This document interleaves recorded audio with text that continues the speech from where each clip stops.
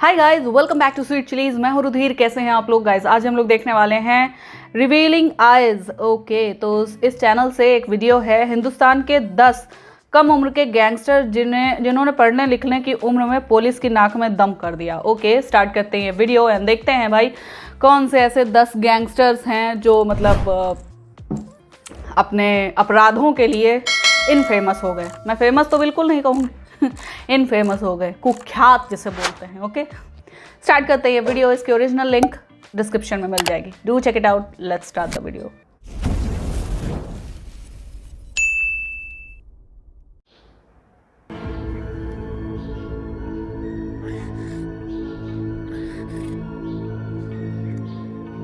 हम वेट ही कर रहे थे कब आप आगे खोल। मिर्जापुर सीजन 2 का सबसे इंटेंस सीन।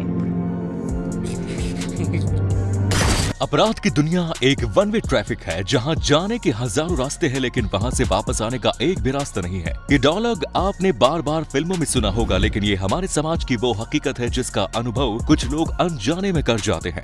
आज के इस वीडियो में हम जानेंगे अक्षय पलड़ा, दुर्लभ कश्यप जैसे कम उम्र के नौजवानों के बारे में जिन्होंने अपराध की दुनिया में एंटर तो किया, लेकिन क्या फिर वो इससे बाहर कभी जा पाए या नहीं? इस सवाल का जवाब तो आपको मिल जाएगा, बस आप हमारे इस वीडियो में आखिर तक बने रहिएगा। हेमंत वाडिया उर्फ बौखला अपराध की दुनिया में सबसे कम उम्र में अपना नाम बदनाम कराने वालों में मध्य प्रदेश के उज्जैन जिले के हेमंत वाडिया उर्फ बौखला का नाम भी आता है। हेमंत को दुर्लभ कश्यप का शागिर्द माना जाता है। पुलिस की गिरफ्त में आने से पहले उसने हत्या, लूट, धमकी जैसे इतने सारे अपराध किए कि उसे कई बार जिला बदर भी घोषित कर दिया जा चुका था। उज्जैन के तत्कालीन पुलिस अधिकारी सचिन अतुलकर ने ऑपरेशन पवित्र चलाया था, जिसके चलते हेमंत काफी डर गया और उसने अपने एनकाउंटर के डर से कोर्ट में सरेंडर कर दिया। तब से लेकर अब तक वो जेल की सलाखों के पीछे ही है, लेकिन कई बार वो सोशल मीडिया पर सक्रिय नजर आता है और दुर्लभ कश्यप गैंग के मामलों में भी उसका नाम आता है। अब है दुर्लभ कश्यप।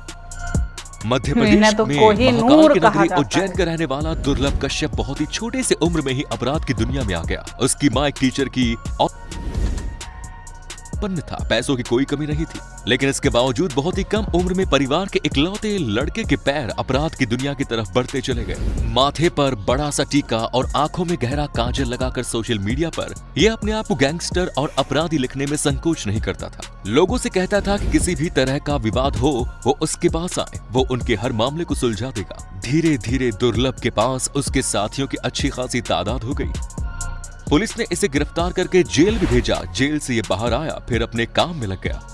पिछले साल 2021 में एक रात जब ये चाय और सिगरेट पीने के लिए निकला तो वहां इसकी बहस शहनवाज नाम के एक शख्स से हो गई और 2 गुटों में अच्छी खासी जंग छिड़ गई, जिसमें दुर्लभ कश्यप मारा गया। दुर्लभ कश्यप के मरने के बाद सोशल मीडिया पर उन लोगों की भीड़ जमा हो गई जो दुर्लभ कश्यप को किसी भी कीमत पर इंसाफ दिलाना चाहते थे। अमन साहू देश के झारखंड राज्य में इस अपराधी ने इतने अपराध किए कि इसकी उम्र भी इसके अपराधों की लंबी लिस्ट के आगे छोटी हो गई। ये झारखंड पुलिस का सिर दर्द बन गया। रांची का रहने वाला अमन साहू केवल 25 साल का है। अपराध की दुनिया में सक्रिय होकर इसने करोड़ों की प्रॉपर्टी बनाई, चाहे वो व्यापारी हो, राजनेता हो या फिर कोई और। इसने किसी को नहीं छोड़ा। जब ये किसी को अपना टारगेट बना लेता है, केवल उसे एक फोन करता है कि इतने करोड़ पैसा दो वरना ठोक दूंगा। अमन साहू बिना किसी से मिले सोशल मीडिया के जरिए अपनी गैंग में दूसरों को शामिल कर लेता है। इतना शातिर है कि अपने गैंग में केवल पढ़े लिखे लोगों को ही शामिल करता है। बहुत ही शातिराना ढंग से अपने संगठित गिरोह के जरिए अपराध को अंजाम दे रहा है। फिलहाल ये जेल में बंद है, लेकिन इसके बावजूद जेल से ही ये अपना अपराध का धंधा चला रहा है। अमन साहू इतना शातिर और चालाक है कि अपने टारगेट को यूपी, बिहार या दूसरे एरिया से फोन लगवाता है, जबकि अमन सा रांची के जेल में ही बैठा रहता है। पुलिस जब उसके फोन की लोकेशन ट्रेस करती है और एड्रेस पर जाती है तो वहां से उसे कुछ नहीं मिलता और वो खाली हाथ आ जाती है। उसके कारनामे देखकर जेल प्रशासन उसे किसी हाई सिक्योरिटी जेल में भेजने की प्लानिंग कर रहा है। कालिस राजपूत उर्फ पुखराज दादा राजस्थान के अजमेर जिले के ब्यावर का रहने वाला था। कालिस राजपूत पुखराज दादा के नाम से जाना जाता था। अपने समय में इसने लगभग 4 साल तक अपने आतंक को बनाए रखा। इसने अपने एरिया में बिच्छू गैंग के नाम से अपना ही एक गैंग बना रखा था। बचपन में ही इसके माता पिता गुजर गए थे और इसके बाद का इसका जीवन काफी स्ट्रगल भरा रहा। ये एक सरकारी नौकरी करना चाहता था। जब ये 12वीं की पढ़ाई कर रहा था तब उसके दिमाग में पॉलिटिक्स का कीड़ा चढ़ गया, लेकिन राजनीति में आना और सरवाइव करना इतना आसान नहीं था। लिहाजा वो शराब की तस्करी करने लगा। 18 साल की उम्र तक आते आते इसका उठना बैठना ऐसे लोगों के साथ हो गया जो इसे धीरे धीरे अपराध की दुनिया के भीतर ले गए। धीरे धीरे हाईवे पर रॉबरी, धमकी जैसे अब संगीन अपराध करने लगा। 22 साल की उम्र में ही इसकी भी हत्या कर दी गई। कॉलेज राजपूत के फ्यूनरन में पूरा ब्यावर शहर उमड़ गया था। सुक्खा गुर्जर अपराध की दुनिया का ग्लैमर कम उम्र के नौजवानों को इस दुनिया में लेकर तो आ जाता है, लेकिन आखिर में या तो वो कुत्ते की मौत मारे जाते हैं या फिर सारी जिंदगी जेल में सड़ते हैं।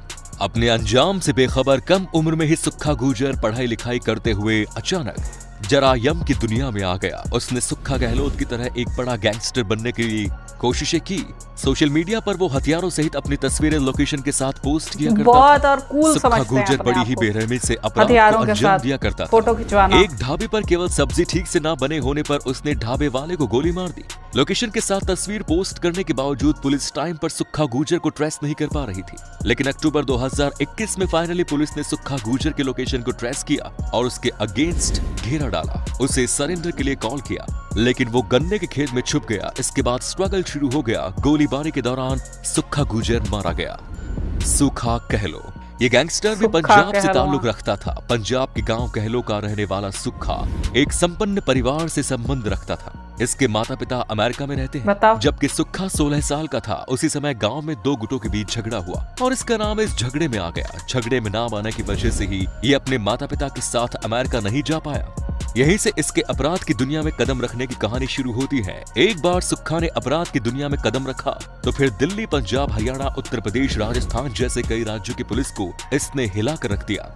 हाईवे रोबरी हो, हत्या, लूट, डकैती, हर मामले में सुक्खा कहलो का नाम बढ़ चढ़ कर सामने आता था। साल 2015 में पुलिस एक पेशी से सुक्खा कहलो को अपनी गाड़ी में लेकर आ रही थी, लेकिन उसी समय पंजाब के दूसरे गैंगस्टर ने पुलिस की गाड़ी में ही इसके ऊपर हमला कर दिया। इसके ऊपर करीब 60 गोलियां दागी गई और इस घटना में सुक्खा कहलो की मौत हो गई। सुक्खा के मारने वालों के बारे में कहा जाता है कि इसमें बदमाश विक्की गोंडर का नाम था, क्योंकि सुक्खा कहलो ने लवली बाबा नाम के बदमाश को उसके जिम में घुसकर गोली मार दी थी। अक्षय पलड़ा अपने चाचा को मारे गए एक थप्पड़ का बदला लेने के लिए केवल 15 साल की कम उम्र में ही 2 कत्ल कर दिए इसने। हरियाणा के एक संपन्न परिवार का यह लड़का काफी अच्छा था। छोटी सी उम्र में गांव के विवाद में इसके चाचा को किसी ने थप्पड़ मार दिया, जिसका बदला इसने 2 कत्ल कर दिए, जिसके बाद पुलिस ने उसे गिरफ्तार करके जेल भेज दिया। जेल में अक्षय की मुलाकात अपराध की दुनिया के बड़े बड़े उस्तादों से हुई और ये उनके इशारे पर बड़े बड़े अपराध करने लगा। इसके द्वारा किए गए लूट, फिरौती, रंगदारी जैसे बड़े बड़े अपराधों ने अक्षय को बड़ी जल्दी पुलिस की नजरों में चढ़ा दिया। अक्षय अपने दुश्मनों को बड़ी ही बेरहमी से मारता था। ये उन्हें 1 या 2 नहीं बल्कि 35 से 40 गोलियां मारता था। भले ही आपने अक्षय का नाम ना सुना हो, लेकिन लॉरेंस बिश्नोई, संपन्न नेहरा, काला जछेड़ी, राजू बसौदी जैसे खतरनाक गैंगस्टरों के साथ रहता है। पुलिस ने इसके ऊपर 2 लाख रुपए का इनाम भी रखा। इसके बाद अक्षय पलड़ा को गिरफ्तार कर लिया गया और फिलहाल वो जेल की सलाखों के पीछे है और अपने किए गए अपराधों की सजा काट रहा है। सलमान लाला मध्य प्रदेश के इंदौर में केवल 12 साल की उम्र से ही छोटे मोटे अपराधों में सक्रिय रहा सलमान लाला 22 साल की उम्र तक आते आते अपने शागिर्दों की अच्छी खासी फौज खड़ी करके पुलिस और प्रशासन के लिए बड़ी चुनौती बन गया। उसने अपराध की शुरुआत तो अवैध शराब की तस्करी से की, लेकिन इसके बाद वो हथियारों की तस्करी करने लगा। उसकी नजर अमीर घराने के बच्चों पर भी थी। वो उन्हें ब्लैकमेल करके उनसे पैसे उठा करता था। ऊपर से देखने में बिल्कुल सीधा साधा और फनी लगेगा, लेकिन हकीकत में ये बहुत ही खतरनाक है। पुलिस ने इसे गिरफ्तार करके जेल भेज दिया था, लेकिन फिलहाल ये जेल से छूटकर बाहर आ गया और सोशल मीडिया पर सक्रिय है। छोटे चौबे मध्य प्रदेश के जबलपुर में सक्रिय छोटू चौबे के नाम से विख्यात ये गैंगस्टर सोशल मीडिया पर काफी सक्रिय रहता है और दूसरों को अपने गैंग से जुड़ने के लिए इंस्पायर करता रहता है। इस गैंगस्टर ने अपने गैंग का नाम 2222 गैंग रखा है। इसकी गाड़ी का नंबर हो या फिर इसके गुर्गों का मोबाइल नंबर, उसमें 2222 जरूर शामिल होता है। बीते दिनों NSUI नेता सक्षम गुलाटी और इमरान बाबर के बीच हुए झगड़े में पुलिस की लारी पर दनादन गोलियां बरसाने में छोटू चौबे का बड़ा हाथ माना जा रहा है। इसके अलावा छोटू चौबे पर शहर में कई गोलीकांड का आरोप है। छोटू चौबे का कॉम्पिटिटर विजय यादव गैंग माना जा रहा है। पुलिस ने छोटू चौबे के ऊपर 10,000 के नाम रखा है, लेकिन फिलहाल ये पुलिस की गिरफ्त से बाहर है। तो दोस्तों, हमारे देश में सबसे कम उम्र के इन तमाम गैंगस्टर्स में से आपको सबसे खतरनाक कौन लगा, उसका नाम हमें कमेंट बॉक्स में लिखकर जरूर बताइए। फिर मिलते हैं एक नई वीडियो में, तब तक के लिए यहाँ ये वीडियो ख़त्म। एंड पता है क्या ये जब छोटी उम्र में होते हैं ना ये बच्चे, तब इन्हें लगता है कि हम ये सब करके बहुत ज़्यादा कूल लग रहे हैं, बहुत ज़्यादा हमें मतलब बंदूकों के साथ फ़ोटो खिंचाना है ना, लोगों को कॉलर से पकड़कर उसके बाद उन्हें डराना धमकाना, ये सब बहुत ज़्यादा एक्साइट करता है। डोपामाइन जो होता है ना, वो रिलीज़ होता है जब दिमाग में, तो काफ़ी ज़्यादा एक्साइट करता है ये चीज़ें। मतलब नौजवान जो हैं उनको ज़्यादा ही कि ये सब करके हम बहुत ज़्यादा कूल लगेंगे, बहुत लोग हमसे डरेंगे, हमारी इज्जत करेंगे। पर ये भूल जाते हैं कि मतलब जो लोग तुम्हारी इज्जत कर रहे हैं वो असल में इज्जत नहीं है, वो असल में सिर्फ तुमसे डरते हैं और तुम्हारे पीठ पीछे तुम्हें गंदी से गंदी गालियाँ देते हैं, है ना। क्योंकि ये सब करके कभी भी कोई भी सोच ले कि हाँ हम खून, लूट पाट और ये दरिंदगी है ना, चोरी डकैती और लोगों से रंगदारी वसूल करना, ये सब करके अगर आप लोगों का इज्जत पा सकते हैं, ये आप सोचते हैं, ऐसा अगर दिमाग में है, रत्ती भर भी दिमाग में है ना आसपास, तो फिर गया सारा कुछ, गया पढ़ाई लिखाई वो गई चूल्हे में, है ना। और हर चीज़ जो होती है फिर मिट जाती है, बस तुम चूहे बन जाते हो और पुलिस बिल्ली बन जाती है। चूहे बिल्ली का खेल चलता रहता है ना, क्योंकि वो ज़िंदगी भर तुम्हारा पीछा करते रहेंगे पुलिस वाले और तुम उनसे बचते बचाते अपना काम करते रहोगे।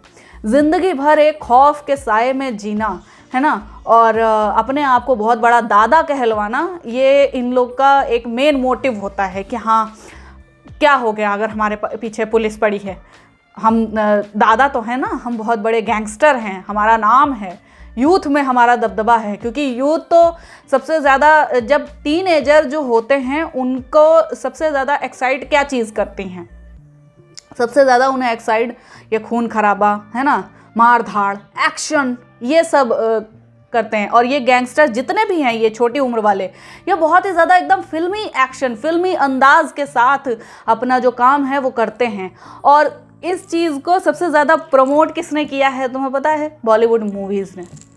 क्योंकि बॉलीवुड मूवीज़ में भी यही चीज़ दिखाई गई है कि जो गैंगस्टर है उसका एक पास्ट था, उसके साथ बहुत बुरा हुआ, वो अच्छा था लेकिन वो जब बुरा हुआ उसके साथ तो वो फिर बुरा बन गया, है ना, और लेकिन उसके बाद बुरा बन के वो बहुत बड़ा गैंगस्टर हो गया, पूरे शहर पे राज करने लगा। इस टाइप की कहानियाँ दिखाई जाती हैं और वो उनका एंड ऐसे ही दिखाया जाता है कि या तो वो एकदम मतलब पुलिस की गोलियों से, अपनी राइवल की गोलियों से, या फिर ऐसे ही छुपते छुपाते पूरी दुनिया में घूमता फिरता है ना। वो बच नहीं सकता, पहली बात तो ठीक है, कितना ही बचने की कोशिश कर ले, चलो पुलिस नहीं ढूंढ पाएगी क्योंकि हमारे यहाँ की पुलिस भी इतनी स्लो है ना, तो पुलिस नहीं ढूंढ पाएगी तो क्या हुआ, राइवल्स तो ढूंढ सकते हैं ना, वही तुम्हारा काम ख़त्म कर देंगे। और उसका जीता जागता एग्जाम्पल है हमारे सामने दुर्लभ कश्यप। अपने माथे पे टीका लगा के, काजल लगा के, साफा पहन के, गले में वो रुद्राक्ष डाल के, उन्हें लगता है वो शिव जी को खुश कर रहे हैं। क्या शिव जी इस चीज़ से खुश हो जाएंगे कि हाँ तुम उनके ही दूसरे भक्तों को मार रहे हो? शिव जी क्या इस चीज़ से प्रसन्न होंगे कि हाँ तुम किसी का खून करके आ रहे हो, गंगा में तुमने हाथ धो लिए और उसके बाद ले जाके एक लोटा दूध उन पर चढ़ा दिया? बहुत खुश हो जाएंगे शिव जी, है ना, बहुत ज़्यादा खुश हो जाएंगे। क्या बात है, क्या सोच है। और उसका अंत भी लोगों ने देख ही लिया, अपने ही राइवल की गोलियों से भून दिया गया। और सुखा कहलवां, उसे 60 गोलियां मारी गई थी यार, 60। भाई बदन में छलनी हो गया होगा, मतलब पूरा बदन उसका देखने लायक नहीं होगा, कहाँ कहाँ उसे गोलियां लगी होंगी। सोच भी सकते हो एक गोली लगने पे कितना दर्द होता है, और 60 की 60 गोलियां उसके शरीर में उतार दी गई। सोचो कितनी नफरत होगी किसी को इससे, कितनी नफरत होगी एक दूसरे से। और इस नफरत को लोग पूजते हैं, यूथ जो है आजकल का, उनके दिमाग में ये बैठ जाता है नहीं हमें तो इस रास्ते पर जाना है ना। हद है यार, ऐसी सोच को बढ़ावा देकर अपने आप को कूल समझना सबसे बड़ी गलती है, सबसे छोटी सोच है। सो यहाँ पे यार ये वीडियो ख़त्म करती हूँ मैं, और आई होप आप लोग को शायद कुछ ठीक ठाक लगा हो, कुछ जेन्युइन लगा हो।